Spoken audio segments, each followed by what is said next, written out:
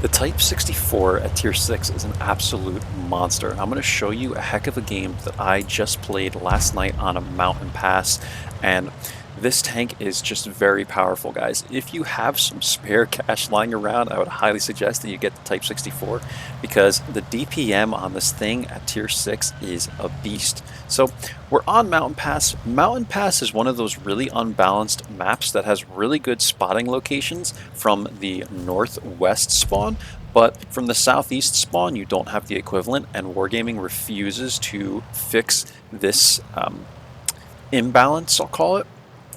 I don't know why, but you have this like little bush here. You have this bush right here. So let me just draw that for you guys real quick. Whoops. You have this right here, this bush, and you have this bush right here. But over here you have nothing, right? Like you can try and get into here, but the angle is not right. Like you need to be on the other side, right? You really want to be, gets a little glitchy with the pen, but you want to be over here where the Hetzer is. However, you don't have a bush. Like, why they just can't put a bush right here? Maybe it's because they don't want tank destroyers constantly poking this, but it would make so much more sense because at least you'd have the equivalent bush to scout people that are, you know, crossing through, right? But what I'm going to decide to do in the Type 64, because I can't really do much in this area, I don't want to make the play the BT7 makes. I feel like this is suicide because anyone else can try and come down here, or you can even lose this portion of the map and then you have nowhere to go, right? Like when you try and get out of here, it just don't go to this dip, guys. Trust me, like it's not worth your time, because whenever you get out here, if you have to retreat, you can't. That's what I'm saying. Like you can't get out of here if you want to retreat. So instead, what I'm going to do is I'm going to hold this corner. I'm going to poke on the ST and the SU-100Y and stuff, right?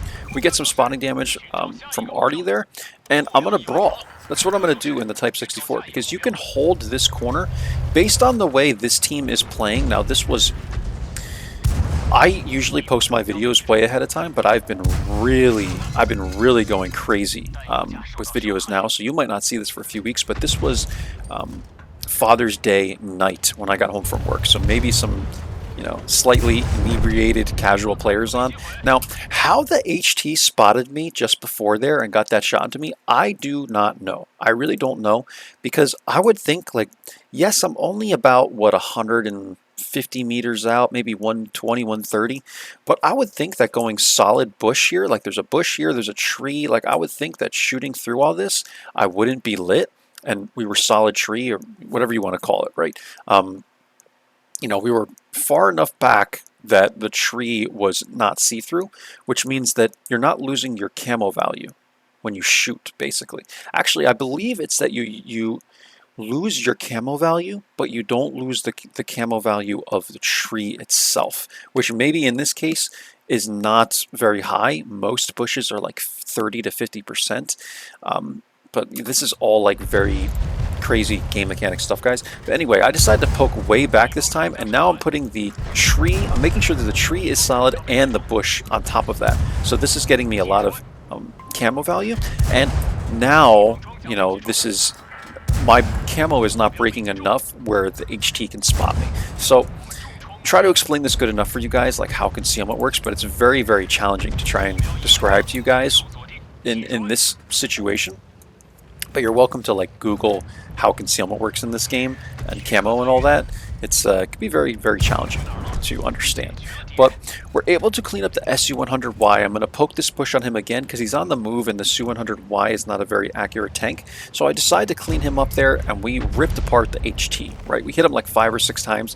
He didn't even try and take a blind shot on me, which is wonderful.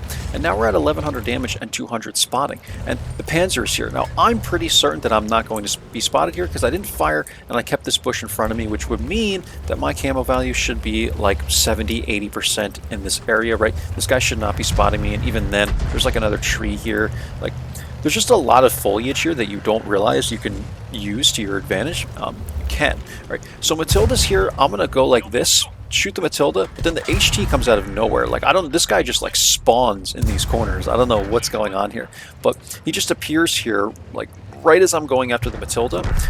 Luckily, the VK is able to clean him up there, and now we've eliminated this entire side of the map, right? Like, I've held this side of the map very, very well, along with the little bit of support that I've had over here in maybe the P26, the FV hitting some good shots here, and the VK, right? So we're able to push up here, and now we just have the Panzer to deal with. So I'm going to flank all the way around, go to his backside. The VK is going to be here, so he's going to be distracted by the VK. I'm going to poke up, take a shot to him, pull back, continue to pull back as he then exposes himself further to the VK and stuff, and we're able to clean this guy up. 1536 damage, guys, in like 4 minutes of this game, right?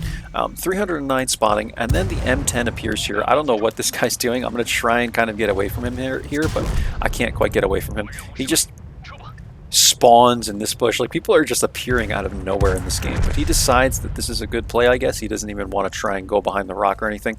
He just sits here, and again, Father's Day night, like, you might have some interesting players on, at this time, because it was around 11 o'clock my time that I got on to about midnight, because I work second shift. But that's the game, guys. But a really good example to show you on Mountain Pass of how you can kind of make this corner work if you're in a tank that can manage a brawl such as the Type 64. Because the way this side of the map works, I'm not a fan of it at all. I'm not a fan of this bowl right here in the middle, just because whenever you poke this, again, like I said, the BT7 puts himself in harm's way like you wouldn't believe, right? Because even if you sit in this corner, people can poke on you like right here.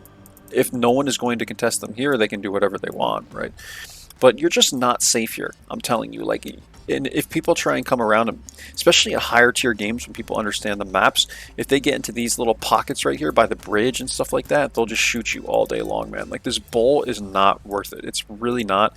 A lot of people will try and poke up in the bowl and keep doing this and try and, spot people, but it's never worth it to me. Every time I go to the bowl, I never have a good game. If you've had a good game going to the bowl, you can continue to try it, but that's my advice for you, is you just try and avoid this.